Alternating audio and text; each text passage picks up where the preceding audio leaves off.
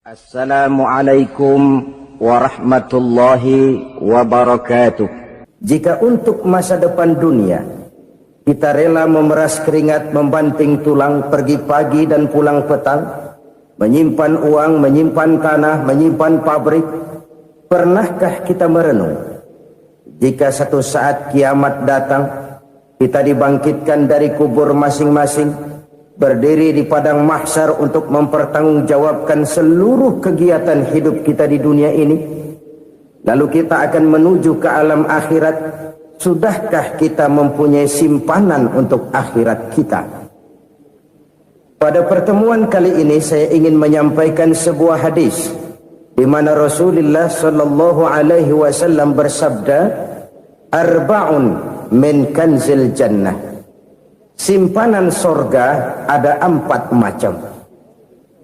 Yang pertama, ikhfa'us sadaqah, menyembunyikan sedekah. Saudara-saudara kaum muslimin, sebagaimana yang kita maklum bahwa Allah Subhanahu wa taala melebihkan sebagian rezeki dari kita terhadap yang lain. Ada yang kaya, ada yang setengah kaya, ada yang miskin, ada yang setengah miskin, dan selanjutnya. Ada yang gajinya kecil tapi penghasilannya gede. Ada yang penghasilannya gede tapi nggak punya gaji. Ada juga yang memang gajinya gede dan penghasilannya gede. Kelebihan rezeki merupakan sunnatullah dan tidak harus membuat kita merasa lebih dari yang lain. Bahkan sebaliknya, kelebihan itu harus membuat kita ringan tangan untuk menolong mereka yang memang memerlukan pertolongan. Kalau saudara diberikan ilmu, maka pertanyaan akhirat cuma satu: ilmumu kau amalkan untuk apa? Kalau saudara diberikan umur yang panjang, pengadilan akhirat juga bertanya satu: umurmu kau habiskan di mana? Tapi kalau saudara diberikan harta, pengadilan akhirat akan bertanya dua: hartamu kau dapat dari mana, kau belanjakan kemana? Dari mananya ditanya, dan kemananya juga ditanya. Oleh karena kita akan dimintakan pertanggungan jawab, maka amanah yang bernama harta ini harus kita gunakan dengan sebaik-baiknya. Ada penggunaan yang merupakan kewajiban, itu zakat namanya. Ada penggunaan yang sewaktu-waktu, itu infak namanya. Ada yang lebih sewaktu-waktu lagi, dan itu sedekah namanya. Zakat dia terikat oleh haul dan nisab, oleh putaran batas waktu dan ukuran dari harta itu sendiri. Sedangkan infak terikat oleh situasi dan kondisi perekonomian seseorang. Sedangkan sedekah tidak terikat dengan apapun. Dalam kondisi seperti apapun kita bisa melakukan sedekah dengan yang terkecil sekalipun. Sampai-sampai Rasulullah sallallahu alaihi wasallam mengajarkan, la tahqiranna minal ma'rufi syai'an walau an talqa akhaka biwajhin talik. Atau ada hadis, tabassumuka fi wajhi akhika laka sadaqah. Senyumanmu kepada temanmu adalah sedekah. Jadi untuk melakukan sedekah tidak harus dalam berbentuk uang. Dengan ilmu kita bisa sedekah, dengan tenaga kita bisa bersedekah, dengan pikiran kita bisa bersedekah, bahkan senyum kepada teman itu pun sedekah. Jadi kalau sedekah dengan uang memang belum punya uang, nyengir aja banyakin. Itu asal pada tempatnya, jangan lalu ketemu tiang listrik cengengesan. Tentu tidak pada tempatnya dan tidak wajar. Nah, sedekah yang paling dicintai Allah adalah sedekah yang disembunyikan. Artinya jauh dari sifat riya. Kan kadang-kadang ada orang sedekah itu disebutkan namanya. Apa tidak bagus? Kalau memang niatnya ikhlas, ya bagus-bagus saja. Untuk memberikan sugesti kepada yang lain. Si Fulan bin Fulan nyumbang sekian, diumumkan. Boleh kalau niatnya untuk memberikan rangsangan kepada yang lain supaya dia menyumbang lebih besar dari orang tadi. Tapi kalau itu mendatangkan riya, maka sedekah yang paling dicintai Allah adalah sedekah yang disembunyikan. Tangan kiri saja tidak tahu apa yang diberikan oleh tangan kanan. Sedekah yang dilakukan dengan ikhlas akan merupakan perbendaharaan surga, tersembunyi dari pandangan orang lain, tidak seorang pun tahu. Karena memang sikap yang baik adalah melupakan kebaikan dan mengingat kesalahan. Itu salah satu ciri orang bahagia. Orang yang selalu mengingat kesalahannya dan berusaha melupakan segala kebaikannya. Kalau dia akan berada kebaikan, dia tidak bisa ikut, dia merasa rugi karena dia merasa belum pernah berbuat baik. Tapi kalau akan melakukan kesalahan baru, dia ingat kesalahan yang sudah-sudah, sehingga terhalang baginya untuk melakukan satu kesalahan baru. Demikianlah saudara-saudara, bahwa Allah melebihkan rizki sebagian kita dari yang lain agar terjadi tolong-menolong dalam kehidupan ini. Jadi kesenjangan yang nature, kesenjangan yang alami, itu sunnatullah. Ada yang kaya, ada yang miskin, ada yang kelas menengah. Nah, kenapa lalu sekarang kita berusaha mengentaskan kemiskinan? Oleh karena adanya kesenjangan struktural. Kalau yang kaya bisa semakin kaya, kenapa yang miskin tidak bisa naik jadi ikut sedikit kaya? Sebab pada dasarnya Islam adalah agama yang sejak turunnya sudah berupaya memerangi kemiskinan. Bahkan dikatakan kemiskinan itu mendekatkan kepada kekufuran. Orang kalau miskin udah dekat banget sama kafir. Gampang menjadi kafir. Berapa banyak saudara-saudara kita yang oleh karena soal perut, oleh karena soal materi, terpaksa meninggalkan dan menanggalkan akidahnya. Menjual petunjuk yang diberikan Allah dengan kesenangan dunia yang cuma sebentar ini. Na'udzubillah, thumma na'udzubillah. Jadi makin kita sembunyikan satu sedekah, semakin banyak perbendaharaan kita di surga. Sedekah yang paling dicintai Allah adalah sedekah yang disembunyikan. Malahan ada seorang sufi, dia punya kebiasaan kalau pergi sholat Jumat dia bawa uang, itu uang dia taruh di bawah tikar masjid. Dia niat sedekah kepada siapa saja yang nemuin itu duit. Maksudnya apa? Supaya yang nemuin nggak tahu siapa yang punya duit. Demikian dia saking ingin menyembunyikan sedekahnya. Karena sifat riya itu bisa memakan amal kita sendiri. Riya itu termasuk menyebut-nyebut kebaikan kita. Orang yang suka nepuk dada, sedikit-sedikit ngitungnya kalau nggak gua. Tuh kalau nggak gua tuh. Tuh yang belas itu kalau nggak gua, kalau nggak gua. Iya kalau nggak lu kenapa emang? Orang yang suka menepuk jasad. Tuh, biasanya memang begitu saudara-saudara. Kalau perang lagi berkecamuk, orang nggak sempat ngaku jadi pahlawan. Tapi begitu perang selesai, yang kagak kenal bedil ngaku pahlawan, mas. Itu sesuatu yang biasa. Oleh karenanya, orang-orang yang ikhlas dalam bersedekah, disembunyikannya sedekah itu, Allah cinta betul. Malahan ada hadis memberikan jaminan, inna sadaqatal mar'il muslimi tazidu fil umri wa tadfa'u mitatas su'i. Sesungguhnya sedekahnya seorang mukmin tazidu fil umri, bisa menambah umur panjang, wa tadfa'u mitatas su'i, dan menyelamatkan manusia dari mati secara su'ul khatimah. Jadi siapa yang kepengen panjang umur, banyaklah sedekah. Yang bosan hidup, pelit terus.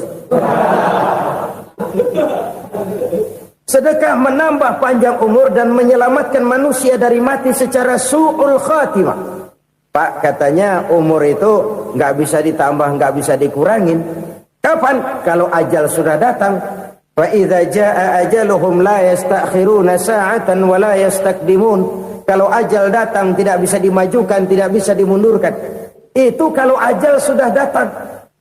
Tidak bisa lagi umur ditambah dikurangi, sudah datang. Tapi kalau belum datang, itu kan haknya Allah. Mau ditambah, mau dikurangi, hak prerogatif Allah. Sebagai pencipta manusia, Allah maha kuasa dan maha mampu. Sedekah ini menambah panjang umur dan menyelamatkan manusia dari mati secara su'ul khatimah. Itu orang mati kan sama ya, kondisinya mati, nggak nafas. Tapi hakikat mati kan lain-lain. Ada yang mati itu husnul khatimah, baik akhirnya. Misalnya lagi ngaji mati, lagi sholat mati, lagi sedekah mati. Ini yang dinamakan dengan husnul khatimah, baik di akhirnya. Sebaliknya ada yang su'ul khatimah, jelek di akhirnya. Ini yang jadi catatan akhir. Lagi nyekek botol, mampus. Lagi banting kartu, modar. Su'ul khatimah, jelek pada akhirnya. Sedekah menyelamatkan manusia dari mati secara su'ul khatimah. Dan kita semua kepengen mendapat husnul khatimah, jauh dari su'ul khatimah.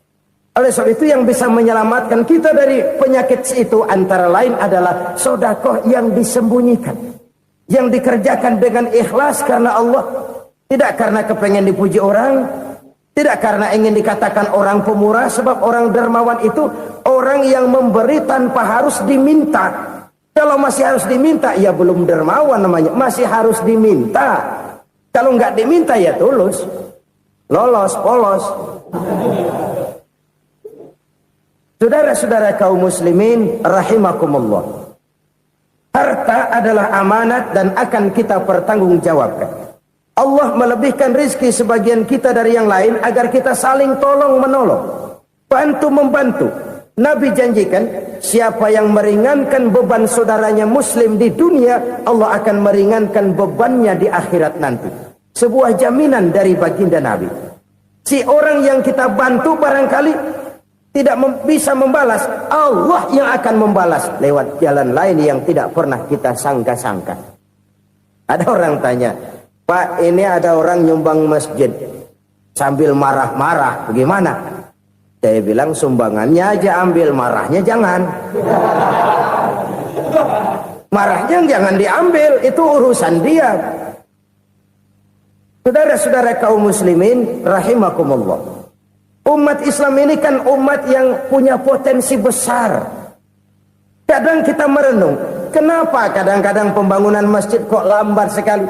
Kalau hotel hari ini peletakan pertama, bulan depan peresmian. Supermarket hari ini peletakan batu pertama, minggu depan peresmian. Tapi kalau sudah yang namanya masjid, kadang-kadang peletakan batu pertama sekaligus jadi batu terakhir. 3 tahun, 4 tahun, campur nebar jalak di jalanan, duit dijaring kayak ikan sepat. Apa tidak ada orang Islam yang kaya? Banyak. Apa tidak ada pengusaha muslim yang jadi konglomerat? Ada. Lalu yang belum banyak itu yang komit terhadap nilai-nilai agamanya. Akhirnya kita jatuh jadi umat yang lemah. Belum ada pengusaha konglomerat muslim buka pabrik supermi cap beduk misalnya umpamanya atau pabrik kecap cap sorban supaya identitas keislamannya sedikit kelihatan. Kita jatuh jadi umat yang lemah karena potensi tidak terinventarisir dengan baik. Kita ini ibarat kompor yang cuma matengin nasi orang lain. Potensi kita dimanfaatkan oleh orang lain. Ukhuwah Islamiyah kita baru terbatas kepada silaturahmi. Ukhuwah di bidang ekonomi kita lemah, ukhuwah di bidang kebudayaan kita lemah, apalagi ukhuwah di bidang politik kita lebih rapuh lagi. Padahal ukhuwah itu adalah totalitas kehidupan manusia, menyangkut ipolek sosbud, memerlukan nilai-nilai ukhuwah. Jadi oleh karena itu mari kita menyadari, di dalam harta kita, walaupun kita yang cari, pergi pagi, pulang sore, peras keringat, banting tulang, di sana ada harta anak yatim. Di sana ada hak masjid, di sana ada hak pesantren, di sana ada hak jihad. Berbahagialah seseorang apabila dia oleh Allah dijadikan keran. Keran itu menyimpan air, tapi tidak untuk dirinya, tapi disalurkannya kepada mereka yang memang memerlukannya. Saudara-saudara kaum muslimin rahimakumullah, ini yang pertama. Jadi perbendaharaan surga adalah menyembunyikan sedekah. Orang lain nggak tahu, kita pun nggak pernah ngitung-ngitung. Kita anggap lewat begitu saja, padahal itu deposit akhirat. Satu.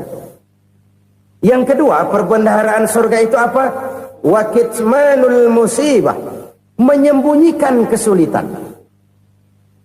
Kadang orang takut menghadapi kesulitan, tapi makin kita merenung, hidup ini kan sebenarnya urusan.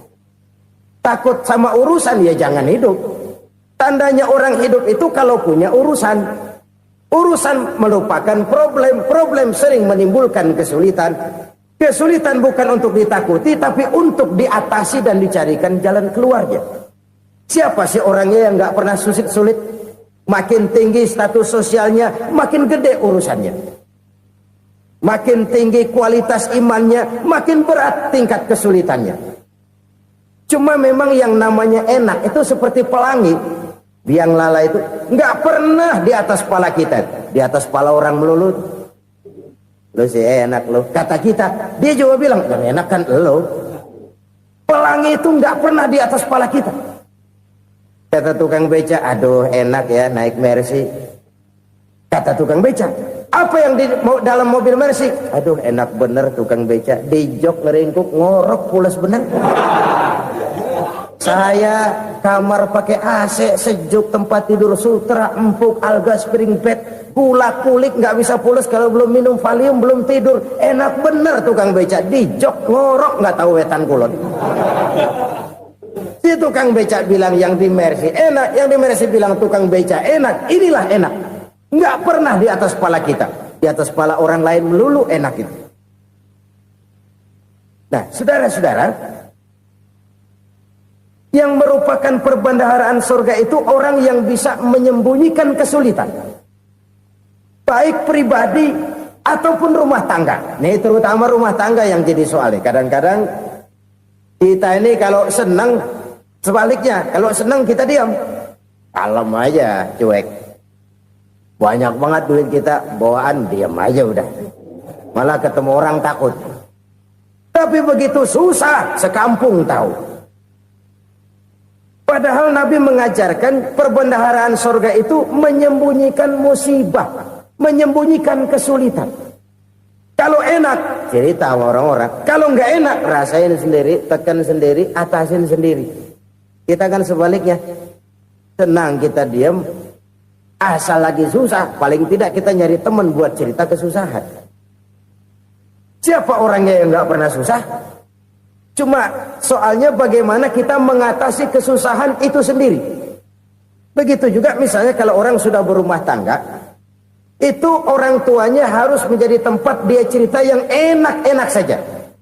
Yang nggak enak rasain berdua, selesaikan berdua, atasin berdua. Jangan dibalik. Asal senang diam, giliran susah saja. Maknya laporan. Terbalik. Bisa menjaga security informasi. Maka nama bayam keluar diam, malah seluitan. Enak amat lo makan daging ayam. Security informasi. Saudara-saudara kaum muslimin rahimakumullah. Ujian yang terberat itu yang pernah diberikan kepada para nabi, para rasul, para aulia, para ulama. Makin tinggi keimanan, makin berat bentuk kesulitan. Ayo saya kemukakan satu contoh saja. Ada seorang nabi yang kaya, nabi kaya, namanya Nabi Ayub. Iblis kalau orang begini kan keki, ibadahnya rajin, kaya. Nih yang kayak begini susah digodain. Kalau ibadahnya rajin, miskin, kali bisa disogok. Sini imannya mantap, ibadahnya rajin, kaya, nabi lagi. Oh, tapi namanya iblis nggak kurang akal. Laporan, Tuhan, kenapa iblis? Ya ini bahasa saya, bahasa Qurannya sih nggak gitu. Itu hambamu yang namanya Ayub, dia rajin ibadah cuma karena dikasih kaya aja. Coba kasih miskin dia, berhenti dia sembahyang. Ah, kamu bisa aja. Saya tahu Ayub itu hambaku yang ikhlas. Saya buktiin Tuhan, silahkan. Dibuktiin lah iblis turun ke alam ini. Yang mula-mula dia lakukan, dia rusak sawah ladang Nabi Ayub. Dia binasakan binatang ternak Nabi Ayub. Sehingga dalam waktu singkat jatuhlah Nabi Ayub dari orang paling kaya jadi orang paling miskin. Beliau masih ibadah di mihrab dalam masjid. Datang iblis. Saudara Ayub, ya. Lagi ngapain? Ibadah. Nyembah Allah, nyembah Allah. Oh, percuma. Kenapa? Tuhan yang ente sembah nih, dia udah bikin miskin ente. Sawah ladang ente hancur lebur, binatang ternak binasa. Sekarang ente jadi orang paling miskin. Ngapain nyembah Tuhan kayak begitu? Tekor. Udah berhenti dah ibadah, berhenti ibadah. Ini iblis sama Tuhan lapornya lain, yang dikerjakan kepada Nabi Ayub juga lain. Benar begitu iblis kata Nabi Ayub? Iya, sawah ladang saya habis, buras. Binatang ternak saya binasa, binasa. Saya miskin, bangpak. Apa jawab Nabi Ayub? Bukan innalillahi, ini hebat. Alhamdulillahillazi a'tani wa akhza minni. Segala puji bagi Allah yang telah memberikan harta kepada saya dan sekarang mengambilnya lagi. Alhamdulillah. Allah yang ngasih, Allah yang ambil. Itu mah urusan Allah. Iblis cuman ibadah jalan terus, sujud lagi Nabi Ayub. Iblis seleher gondok banget. Dasar Nabi nggak mempan dia apa-apain. Miskin malah alhamdulillah. Allah yang ngasih, Allah yang ngambil. Jadi kalau kita tidak komit, kita tidak terikat kepada kaya, miskin, senang, susah, apa yang bisa bikin kita susah? Jadikan kekayaan, kemiskinan, jadikan senang, susah sebagai anak buah yang bisa kita atur. Jangan kekayaan ngatur kita, jangan kemiskinan ngatur kita. Kita yang harus mengatur mereka. Senang, susah, kaya, miskin, bahagia, sengsara, jadikan itu anak buah yang bisa kita atur. Kalau sekarang kita kaya, lain saat boleh jadi kita miskin, semiskin-miskinnya. Allah yang ngasih, Allah yang ngambil. Tenaga mana yang bisa menghalangi? Ibadah jalan terus. Iblis makin gondok. Dasar Nabi loh. Akhirnya apa? Nabi Ayub dikerjain, diberikan penyakit. Demikian fatal penyakitnya. Bayangin, udah miskin sakit. Masya Allah. Miskin sakit. Sakitnya nggak lama, kira-kira 16 tahun. Istrinya 3, 2 mental minta ceraiin. Ngerawatin laki bengek begini. Senang belum tentu, susah udah pasti nih. Cerai aja, cerai dah. Cerai. Tinggal satu Siti Rahmah yang setia menemani beliau. Sesetia-setianya hati perempuan. Satu saat Siti Rahmah bilang, "Bang, iya, abang kan Nabi bang. Lalu, namanya Nabi kan doanya jarang meleset bang. Maksud kamu minta kenapa sih sama Tuhan biar abang sembuh baik dah bang?" Siti Rahmah, iya. Saya sakit berapa tahun sih dah? 16 tahun bang. Sebelum ini saya sehat berapa tahun? Ya kira-kira 60 tahun bang. Nah coba ente banding-bandingin Rahmah. Saya dikasih sehat 60 tahun. Dikasih sakit 16 tahun. Sudah nggak sabar. Mau doa kepada Allah minta sembuh. Saya malu. Malu kepada Allah. Diuji dengan yang luar biasa seperti ini. Tidak mengganggu stabilitas kehambaannya. Dia tetap menghamba kepada Allah subhanahu wa ta'ala. Saudara-saudara kaum muslimin rahimakumullah. Kunci menghadapi kesulitan itu apa? Allah jelaskan dalam satu ayat, wa basyiris sabirin alladzina iza asabathum musibah qalu inna lillahi wa inna ilaihi raji'un. Gembirakan orang-orang yang sabar. Siapa mereka itu? Yang apabila mendapat musibah mereka kembali kepada keyakinan dasar. Segalanya dari Allah dan segalanya akan kembali kepada Allah. Ini konsepsi dasar dari sikap muslim dalam menghadapi berbagai kesulitan. Segalanya dari Allah, segalanya akan kembali kepada Allah. Kalau ini sudah kondisi dasarnya, maka kita akan lapang menghadapi kenyataan bagaimanapun pahitnya. Apakah itu namanya miskin? Apakah itu namanya sakit, bahkan maut sekalipun. Maut sekalipun. Segalanya dari Allah, segalanya akan kembali kepada Allah. Ini sikap hidup, bukan sekedar ucapan. Kita kadang-kadang menjadikannya sebagai ucapan. Mulutnya sehingga berhenti, innalillahi wa inna ilaihi rajiun, tapi nangisnya terus gerung-gerungan. Bukan itu, ini kesadaran moral. Kalau segalanya dari Allah, segalanya kembali kepada Allah, kan sebenarnya cuma nunggu giliran. Hari ini saya nyembayangin dia, entah hari apa saya disembayangin orang. Hari ini saya antar dia ke kubur, entah hari apa orang nganterin saya ke kubur. Hari ini saya tahlilkan dia, entah nanti kapan orang tahlilkan saya. Segalanya dari Allah, segalanya akan kembali juga kepada Allah. Oleh sebab itu saudara-saudara, kesulitan bukan untuk ditakuti. Kesulitan justru untuk diatasi, dicarikan jalan keluarnya. Dan tidak ada orang yang tidak pernah mendapat kesulitan. Tidak ada. Semakin tinggi status sosial, semakin tinggi kualitas keimanan, semakin besar juga tingkat kesulitan. Hanya saja bagaimana cara kita mengatasinya. Dan Al-Quran menyatakan, inna ma'al usri yusra. Di balik kesulitan itu pasti ada kemudahan. Roda itu berputar. Karena itu Rasulullah sallallahu alaihi wasallam mengingatkan kepada kita, ta'arraf ila Allah fir raha ya'rifka fis syiddah. Ingatlah kepada Allah di waktu kamu senang, supaya Allah ingat kepada kamu di waktu kamu susah. Kalau waktu senang kita ingat kepada Allah, kita susah, Allah tidak akan meninggalkan kita. Tapi kalau waktu senang kita jauh dari Allah, sujud tidak sempat, dengan masjid jauh, ketika senang kita lupakan Allah. Nanti begitu kita susah, Allah lupakan kita. Dan itu menyakitkan. Oleh karena itu orang-orang tua kita dulu bilang, kalau lagi sehat ingat-ingat lu bakal sakit nanti. Kalau lagi kaya ingat-ingat satu saat kita bakal jatuh miskin. Bahkan kalau lagi muda ingat-ingat kita bakal tua. Dan yang terpenting, kalau lagi hidup ingat-ingat kita bakal mati. Saudara-saudara kaum muslimin rahimakumullah. Jadi yang kedua yang merupakan perbendaharaan surga, menyembunyikan musibah. Saudara-saudara kaum muslimin rahimakumullah. Hal ketiga yang merupakan perbendaharaan surga adalah wasilaturrahmi.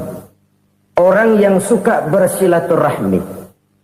Sebagaimana yang kita maklum bahwa manusia adalah makhluk yang disebut zon politika. Makhluk sosial yang tidak mungkin hidup sendiri-sendiri. Betapa dan siapapun kita memerlukan orang lain. Bodoh betul manusia kalau tinggal di tengah masyarakat tapi tidak mau bermasyarakat. Merasa hebat sendiri, pinter sendiri, gagah sendiri, kaya sendiri. Mungkin kalau mati juga ngubur sendiri. Jangankan kita di sini. Di sorga saja Nabi Adam waktu sendirian bengong melulu, mondar mandir. Allah tegur dam sepi dam. Jadi ini kalau bahasa saya, iya Tuhan sepi ini nggak ada colek-colekan pisan ini. Diciptakan Siti Hawa baru anteng Nabi Adam. Itu di sorga. Cobalah. Umpamanya saudara tinggal di Jakarta nih. Kayak bener. Apaan aja di Jakarta punya saudara dah. Jembatan Semanggi ambil. Monas, Buntel bawa pulang. Hotel-hotel ambil semua. Cuman tinggal di Jakarta sendirian. Apa enaknya? Betapa dan siapapun kita perlu orang lain. Tidak ada seorang pun yang bisa memenuhi kebutuhan hidupnya secara sendiri-sendiri. Nah, Islam telah menyelamatkan manusia dari ras diskriminasi. Mengikat manusia dengan persaudaraan yang berlandaskan kepada akidah. Karena itu dianjurkan bersilaturahmi. Bahkan Nabi menyatakan, Man arada ayyubsata lahu fi rizkihi wa yunsa'a fi atharihi falyasil rahimah. Siapa yang kepengen diluaskan rezekinya dan dipanjangkan usianya, banyaklah ia bersilaturahmi. Siapa yang kepengen dimudahkan rezekinya, hendaknya ia banyak bersilaturahmi. Kalau banyak teman, kesulitan kan paling tidak ada tempat cerita. Udah susah, sendirian kita pikirin diri, nggak ada tempat tukar pikiran. Cepet banget sama bengek. Dilawan sendiri. Nah, secara makro kita bisa berkata, tidak mungkin ada kemenangan kalau tidak ada kekuatan. Tidak ada kekuatan kalau tidak ada kesatuan dan persatuan. Tidak mungkin ada kesatuan dan persatuan tanpa semangat silaturahmi. Kalau umat Islam mau menang, dia harus kuat. Kalau umat Islam mau kuat, dia harus bersatu. Kalau umat Islam mau bersatu, dia harus membudayakan silaturahmi ini. Bahkan sampai-sampai kata Nabi, kalau bisa cari nilai tambah. Apa? Silman qata'ak. Bersilaturahmilah kau kepada orang yang marah denganmu. Masya Allah, indahnya ajaran agama kita. Orang yang marah pun kepada kita, kata Nabi, kalau bisa bersilaturahmilah kepadanya, kepada orang yang marah itu. Di situ nilai tambah. Cuman jujur nih hadis, ngucapinnya gampang, ngamalinnya yang berat banget. Orang marah sama kita, kita disuruh silaturahmi. Ada apa malu? Lu marah, ada gue marahan lagi. Tunggu pikirin. Saudara-saudara kaum muslimin rahimakumullah. Tapi ini yang diajarkan, bahkan ini yang dicontohkan oleh baginda Rasul. Bagaimana begitu mudah, misalnya satu saat Abu Jahal ini ngatur strategi bagaimana bikin Muhammad celaka. Dia gali lubang di depan tempat tidurnya. Dia tutupin daun korma. Terus dia panggil seseorang, ke sini. Kasih tahu Muhammad, pamannya sakit keras, minta ditengokin. Berangkat orang ini ke sana. Muhammad, labbaik. Pamanmu sakit keras, dia minta ditengokin. Baik, saya akan datang menjenguk beliau. Berangkatlah Nabi ke rumah Abu Jahal tanpa prasangka apapun. Abu Jahal udah pasang setil, selimut 3 rangkap setengah dipakai, persis kayak orang meriang. Tapi sembari ngintip dari balik selimut, begitu Muhammad buka pintu, nah masuk perangkap nih. Muhammad jalan menuju tempat pembaringan. Makin lama makin dekat, makin lama makin dekat, makin dekat ke lubang yang dipasang oleh Abu Jahal itu. Dalam hati Abu Jahal, terus dah jatuh, mampus dah lu ini. Mampus lu hari ini nih. Apa yang terjadi? Malaikat Jibril datang. Muhammad, pamanmu cuma pura-pura sakit. Di depan tempat tidurnya ada lubang perangkap supaya kamu jatuh ke situ. Sudah, kamu pulang. Balik kanan Nabi. Sudah hampir jatuh ke lubang, balik kanan, pulang. Bayangin kecewanya Abu Jahal. Muhammad dikit lagi, Muhammad dikit lagi. Enggak paman, saya pulang aja. Emosi bangun dari tempat tidur, enggak sadar kalau lagi pura-pura sakit. Lompat ngejar Nabi, dia lupa dengan lubang yang dia gali.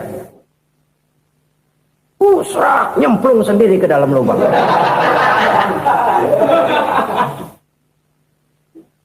Nabi terus berlalu. Ini terjadi keanehan. Jatuh ke lubang yang dia gali itu sebenarnya nggak terlalu dalam ya, antara 3-4 meteran lah. Tolong saya jatuh ke lubang ini. Datanglah pelayan-pelayannya itu. Angkat saya dari sini. Oh, yang ngulurin tambang. Satu gulung belum juga nyampe itu tambang.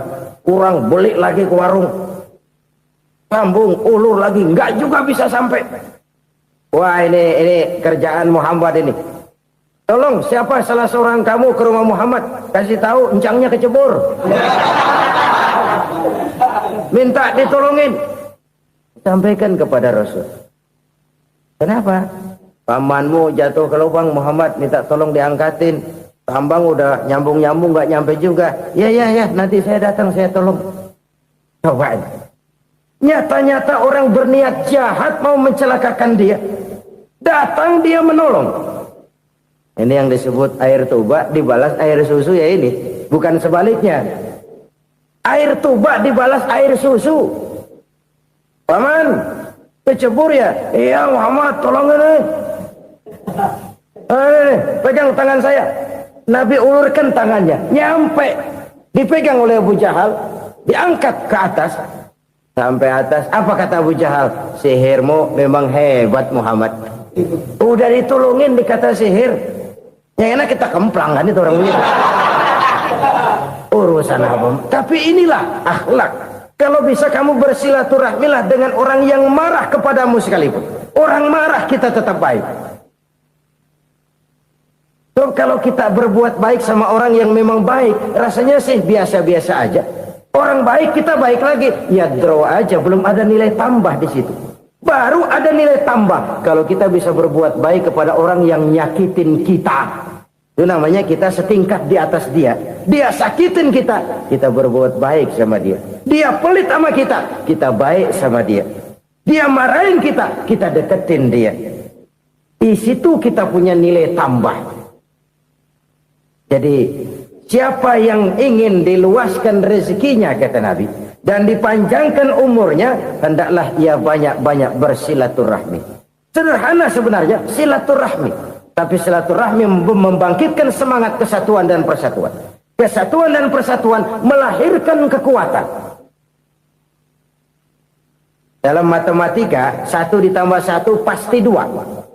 Tapi di tengah masyarakat, 1 orang takut ditambah 1 orang takut, hasilnya jadi 2 orang setengah berani. Kenapa setengah berani? Karena udah berdua. Tadi pan takut sendirian. Kalau dia kumpul turu-turu takut lah jadi berani. Kita yang lemah, kita yang tidak berdaya, kita yang miskin, kalau mau kompak bersatu, apa yang nggak bisa kita kerjain? Apalagi tinggal di kota besar, pilihan cuma 2 itu. Bertahan atau minggir. Bertahan atau minggir. Untuk bisa bertahan harus mampu bersaing. Untuk mampu bersaing harus punya keahlian. Keahlian harus ditunjang dengan pendidikan, ditambah oleh kekompakan sebagai umat. Udah miskin mencar mulu, orang injak kita. Orang nggak pandang urusan apa yang malu. Oleh karena itu, silaturahmi pada hakikatnya merupakan ruh dari ukhuwah yang diajarkan oleh agama kita. Bagaimana Islam menyelamatkan masyarakat manusia dari ras diskriminasi, mengikat manusia, dan tidak ada persaudaraan yang lebih indah selain persaudaraan yang diikat dengan nilai-nilai akidah. Sepanjang orang di jalan Allah, itulah saudara kita. Keluar dia dari jalan Allah, selesailah persaudaraan sampai di situ. Karena itu, kalau ingin menyimpan sesuatu di surga, banyaklah bersilaturahmi. Datang ke rumah ini, datang ke rumah itu, dan lain sebagainya. Itu simpanan kita di akhirat nanti.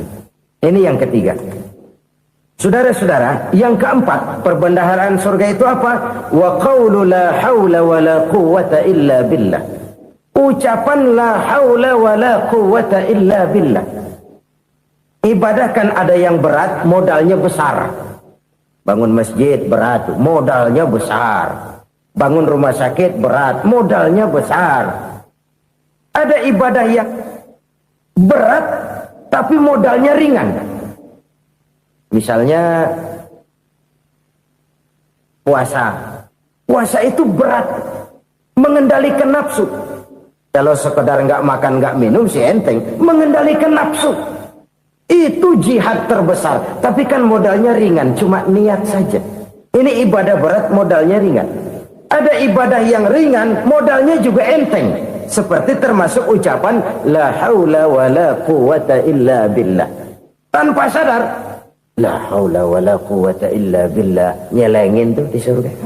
Nyelengin, kita nggak terasa, nyelengin simpenan akhirat. La haula wa la quwwata illa billah. Nyimpan lagi.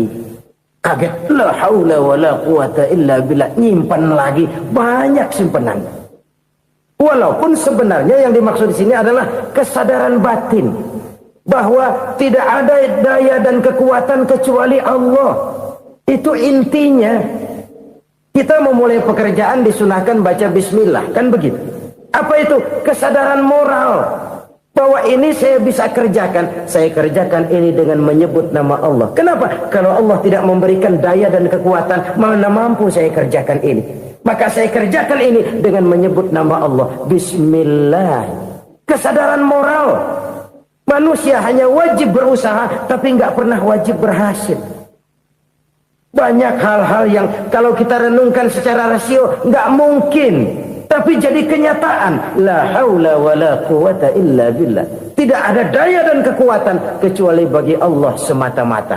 Kesadaran moral akan kelemahan dan keterbatasan makhluk bernama manusia.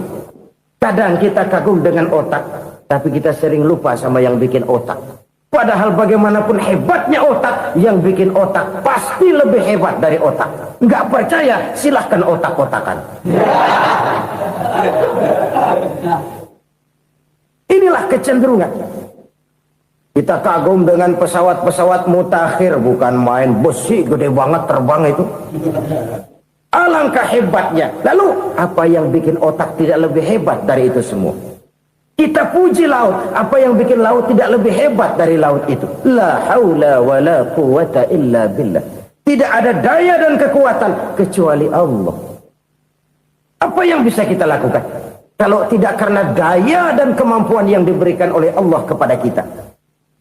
Lahirlah sikap tawadu, rendah hati, tidak melonjak menjadi angkuh dan sombong, sadar akan kelemahan dan keterbatasan diri sebagai makhluk yang diciptakan oleh Allah Subhanahu wa taala. Jadi satu sisi ini ucapan yang berpahala, la haula, jadi wiridan.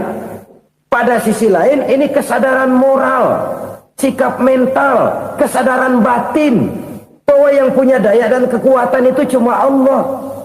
Kita nggak pantas untuk sombong, sebab sombong itu pakaiannya Allah. Kita nggak sedang pakai pakaian Allah, kegedean. Dan makin kita renungi, makin terbentur. Apa sih yang bisa kita sombongin? Kita mau sombong apa? Kaya, pintar, itu kan semua relatif. Di atas langit masih ada langit lagi. Jadi oleh karenanya, marilah kita menyadari, manusia hanya wajib berusaha, tapi tidak pernah wajib berhasil. Yang berusaha saja tidak wajib berhasil, apalagi yang tidak berusaha. Islam bukan agama orang pemalas yang selesai sholat lalu endelohom, nggelenggem ayem-ayem. Tapi Islam bukan agama orang sombong yang setelah berusaha lalu tidak memerlukan Allah. Kita bisa saja bikin proyeksi, tahun sekian kita bakal panen besar menurut perhitungan otak. Tapi ada kejadian lain. Apa? Tikus ngambek. Habis itu dimakanin tikus, panen gagal. Proyeksi rasional gagal oleh tikus-tikus yang ngambek itu. Bisa saja terjadi. Tahun depan kita panen besar, urung. Kenapa? Musim panas panjang. Dan sekarang ini koran-koran bikin berita musim mengalami penyelewengan. Bukan cuma manusia yang nyeleweng sekarang. Musim pakai nyeleweng. Mestinya kan musim hujan udah selesai, masih hujan-hujan juga. Musim. Nah sekarang kita boleh bikin proyeksi, kita bakal panen besar. Tahu-tahu musim panas panjang, sawah retak, air kering. Cari teknokrat yang paling botak, suruh pendekin tuh musim panas. La haula wa la quwata illa billah. Inilah kesadaran moral. Saudara, saya teringat satu saat ada seorang konglomerat. Umurnya ya kira-kira 70-an. Satu saat dia ditanya oleh wartawan, "Pak, umur Bapak berapa sih?" "Ya paling 10 tahun." 10 tahun? 10 tahun? Anak Bapak berapa orang? Aduh. Satu saja? Satu.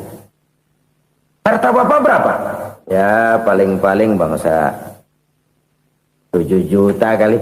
7 juta? Iya. Pak, kenapa Bapak bohongi saya? Bapak punya buku biografi. Koran-koran, majalah-majalah banyak memuat cerita riwayat hidup Bapak. Saya tahu umur Bapak 70. Kenapa bilang cuma 7 tahun? Saya tahu anak Bapak 8. Kenapa cuma bilang 1? Saya tahu harta Bapak miliaran, mungkin triliunan. Pabrik di mana-mana, bank di mana-mana. Kenapa bilang uang Bapak cuma 7 juta? Nah, kata si konglomerat tadi, kamu benar nak, kamu benar. Umur saya kalau jumlahnya memang 70 nak. Cuman ingat-ingat saya, baru 7 tahun terakhir ini saya sujud. Baru 7 tahun terakhir ini saya berusaha dekat dengan Allah. Saya laksanakan perintahnya, saya jauhi larangannya.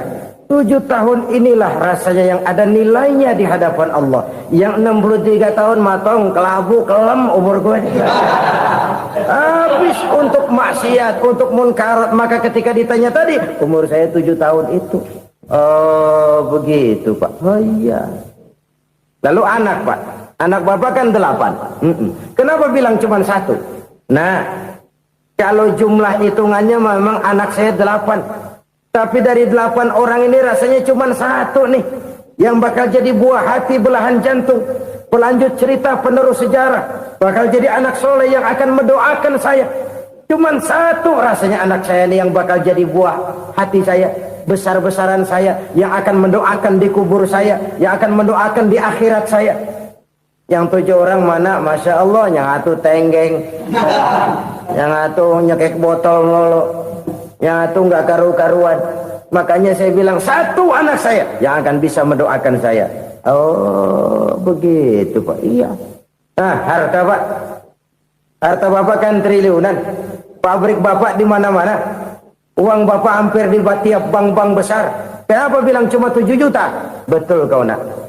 Harta saya kalau jumlahnya memang miliaran, triliunan mungkin. Tapi yang saya ingat baru 7 juta tuh yang saya belanjakan di jalan Allah. Saya nyumbang masjid, saya santuni yatim piatu, saya bantu pembangunan pesantren, saya bantu pembangunan rumah sakit Islam. Itu yang akan saya bawa pulang ke akhirat, yang 7 juta itu. Yang triliunan itu nanti akan diperebutkan oleh anak-anak saya sebagai waris saya. Jadi harta saya 7 juta itu yang bakal nemenin saya di akhirat. Yang akan saya bawa pulang jadi teman saya. Saudara-saudara kaum muslimin, jangan-jangan orang tua itu adalah kita-kita ini. Jangan-jangan kita-kita ini adalah orang tua itu. Jangan-jangan itu potret dari diri kita masing-masing. Dari sekian umur yang diberikan Allah, berapa tahun yang ada nilainya di hadapan Allah? Dari sekian anak-anak yang merupakan amanah, berapa yang akan mendoakan kita sebagai orang tuanya menjadi anak soleh? Dari sekian banyak harta yang diberikan Allah, berapa yang akan kita bawa pulang menghadapnya nanti, yang kita belanjakan di jalan Allah? Ini sebuah potret kehidupan. Karena itu kita kembali kepada la haula wa la quwwata illa billah. Kita wajib berusaha, kita wajib berikhtiar. Selebihnya, segala daya dan kekuatan hanya milik Allah saja semata-mata. Satu kesadaran batin dari setiap pribadi muslim. Setelah ia berusaha dan berikhtiar, ia menyerahkannya kepada Allah Subhanahu wa ta'ala. Jadi, satu sisi ini merupakan wiridan ucapan yang mengandung pahala. Pada sisi lain, ini merupakan sikap batin dari seorang muslim di dalam ia menghadapi realitas kehidupan ini.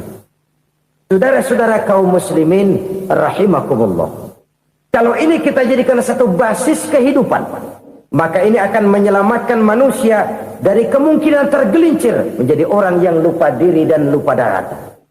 Sebab itu Imamul Ghazali berpesan, jadidis safinah fa innal bahra amiq wa khuziz zad fa inna safara ba'id wa khaffifil hamla fa innal hamla sadid. Perbarui selalu kapalmu karena lautan sangat dalam. Bawa bekal yang banyak karena perjalanan ini sangat jauh. Ringankan beban karena kebanyakan beban akan menyakitkan. Alangkah indah kalimat ini, alangkah dalam makna yang terkandung di sana. Perbarui selalu kapalmu karena lautan sangat dalam. Apa artinya ini? Jaga mentalmu baik-baik.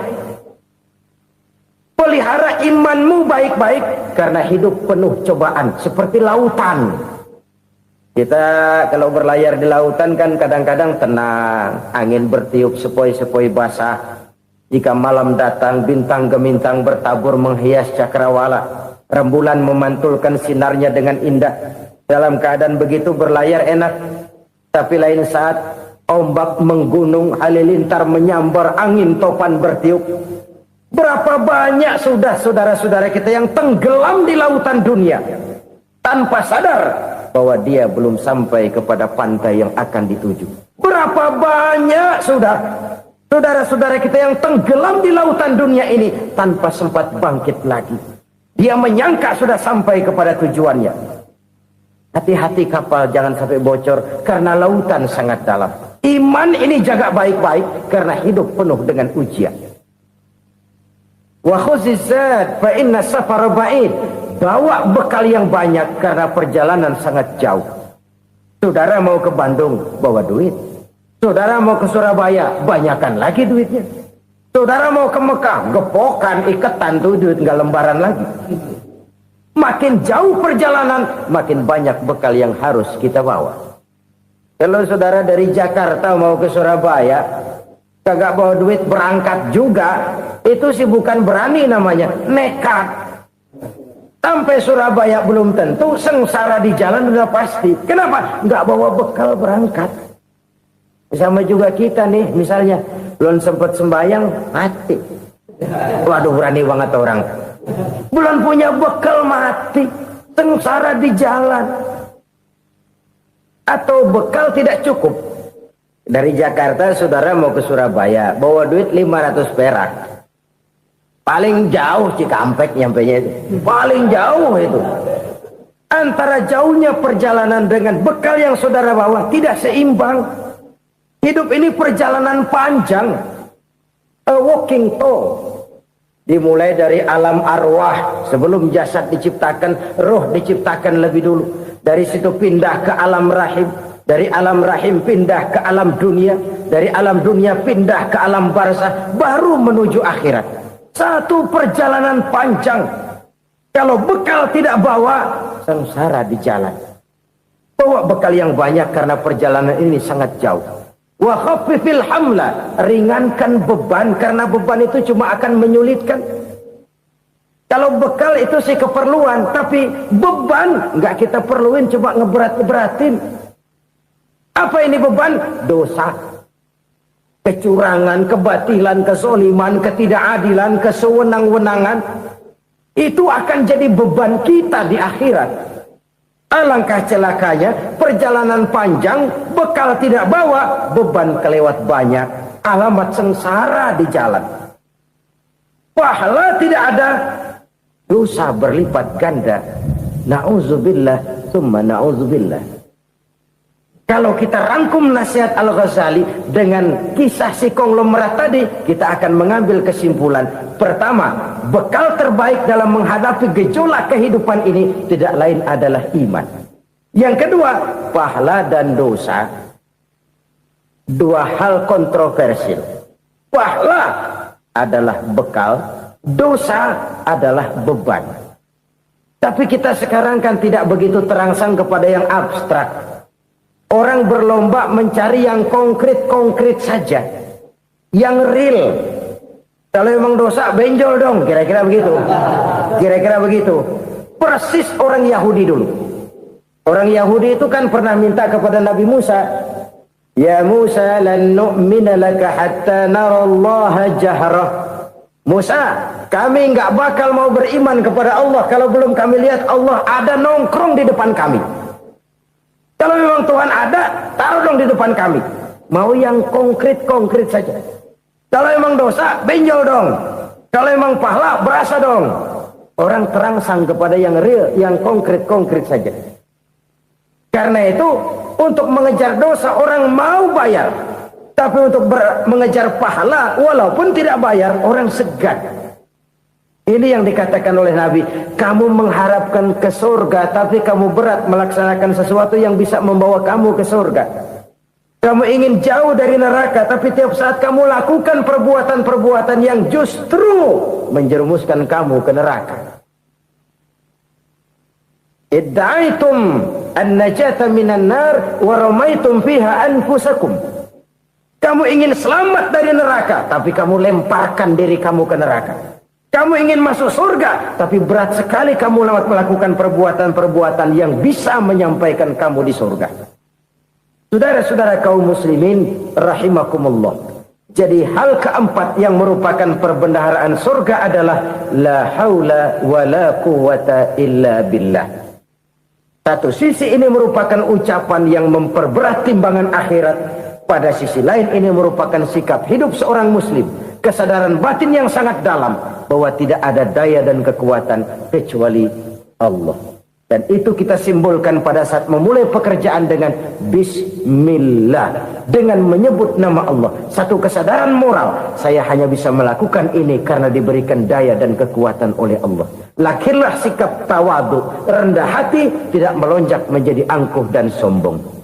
Saudara-saudara, sampai sini dulu jumpa kita kali ini. Semoga 4 perbendaharaan surga ini dapat kita lakukan, yang kelak akan merupakan bekal kita di kemudian hari nanti. Amin ya rabbal alamin. Bapak-bapak, ibu-ibu, saudara-saudara kaum muslimin rahimakumullah. Di dalam kehidupan kita sebagai seorang muslim, minimal 5 kali dalam sehari semalam kita mendengar seruan untuk mendirikan solat yang disebut azan. Ada kalimat menarik di dalam kalimat azan itu, yakni seruan hayya 'alal falah, marilah menuju kepada keberuntungan, marilah meraih kemenangan. Seruan ini adalah kecenderungan dari setiap manusia, apapun warna kulitnya. Artinya, setiap orang dalam hidup selalu ingin meraih dan mencari kemenangan. Kemenangan akan melahirkan kepuasan batin, dan kepuasan batin memberikan kebahagiaan. Sedangkan kekalahan melahirkan penderitaan batin, dan penderitaan batin menjerumuskan seseorang di dalam berbagai bentuk kerugian. Jikalau inilah seruan azan, maka masalahnya ialah apa yang menyebabkan kita meraih kemenangan. Al-Quranul Karim memberikan tuntunan dan ajaran kepada kita bahwa orang-orang yang memperoleh kemenangan itu tidak lain adalah orang-orang yang bertakwa. Hanyalah mereka yang bertakwa kepada Allah Subhanahu wa ta'ala pada akhirnya akan tampil sebagai pemenang. Lalu siapa orang yang bertakwa itu? Dijelaskan dalam awal-awal Al-Baqarah, orang yang bertakwa yang akan meraih kemenangan. Pertama, allazina yu'minuna bil ghaib, yaitu orang-orang yang beriman kepada yang gaib, percaya bahwa ada alam yang gaib, alam yang abstrak, alam yang tidak bisa dijangkau oleh salah satu daripada panca indera kita. Mereka percaya dan beriman kepada adanya malaikat, beriman kepada adanya iblis dan jin, beriman kepada adanya alam kubur, beriman kepada adanya alam mahsyar, beriman kepada adanya alam akhirat, beriman kepada adanya surga dan neraka. Beriman bukan cuma sekedar beriman dalam ucapan bibir saja, tetapi beriman yang nilai iman itu mampu mewarnai gerak dan gaya hidupnya. Iman yang meresap sampai ke tulang sumsum, kemudian memberikan dampak positif di dalam kehidupan manusia. Alam, kita tahu, adalah sesuatu yang selain Allah, dan Allah bukanlah alam. Apapun namanya selain daripada Allah, itu adalah alam.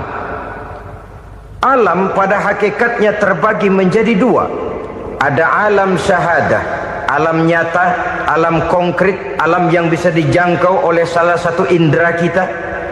Kemudian ada alam ghaib, alam yang tidak bisa dijangkau oleh panca indera kita, alam metafisika, alam abstrak, alam yang wajib kita imani keberadaannya. Kita percaya bahwa malaikat itu ada, kita percaya kepada jin, bahwa jin itu ada, kita percaya kepada adanya iblis dan setan. Bukan percaya kepada iblis dan setannya, percaya bahwa iblis dan setan itu ada. Itu termasuk salah satu daripada sifat orang yang bertakwa kepada Allah. Saudara-saudara kaum muslimin rahimakumullah, kecenderungan pembangunan yang lebih bersifat materialistis biasanya menggeser aspek kehidupan rohani. Orang berpikir empirik, dan dalam pola pikir yang demikian maka alam gaib tidak lagi mendapat perhatian. Aspek kehidupan yang bersifat rohaniah malah mulai ditinggalkan.